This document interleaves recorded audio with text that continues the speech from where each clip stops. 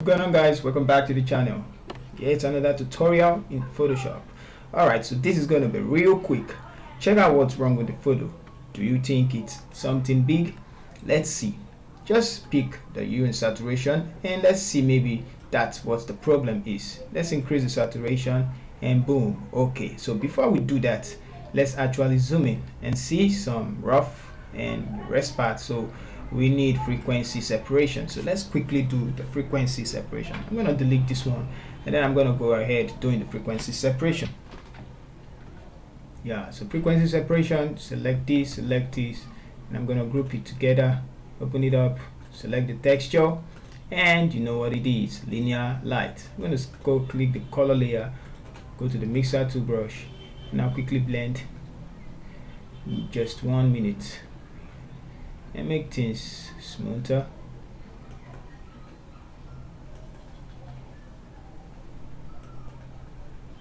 Blending the colors together.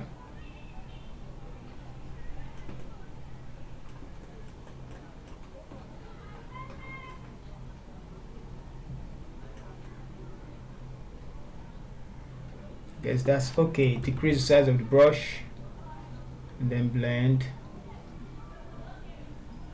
So something like that, and blend this place too. Blend this place too. Alright, so now that we've blended, go to texture, close time tool, and let's just look for some spots and fix it quickly. Alt.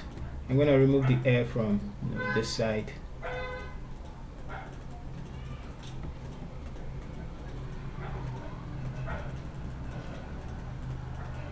Something like that. So fast.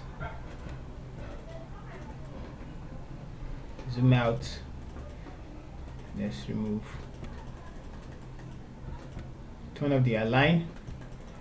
And I'm just gonna do that as fast as I can.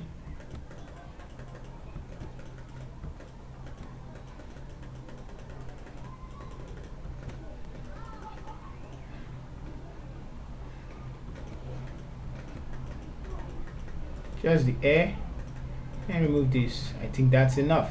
Alright, so now we can check out the before and then the after with frequency separation.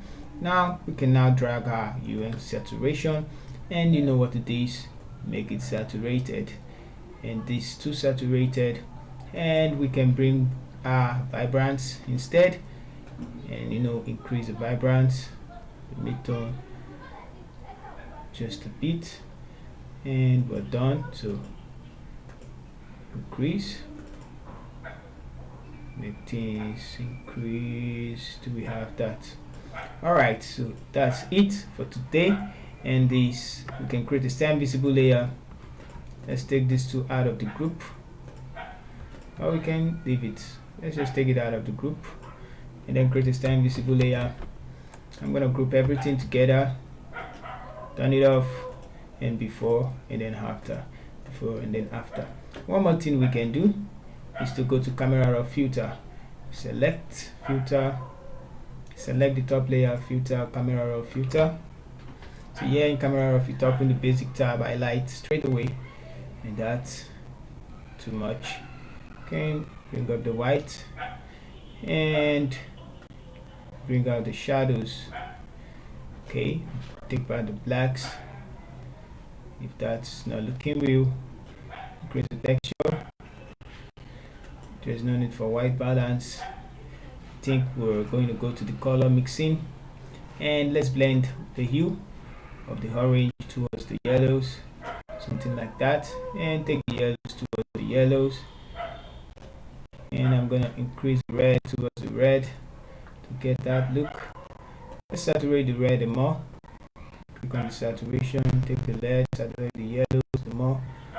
You can see that, and let's bring up the luminosity of the orange just a bit. 1, yeah, not too much, like that, and I can say we're done. It's okay on the keyboard, and then we have this. Alright, so this is the before and then this is the after. This is the before, then this is after. Let's make things interesting with color balance and take the blues and increase those. Take it towards the blues and make it cooler. Go to the highlight towards the blues, make it cooler. I'm gonna bring the cyan towards this side and go to the mid-tones and then add some magenta, and we can see before and after. Increase the opacity to 50% and then create a stamp, mesh the two layers together, and then we're done. So before and after, before and after, zoom in, before and after. Thank you guys for staying with us. Once again, this is ASAS.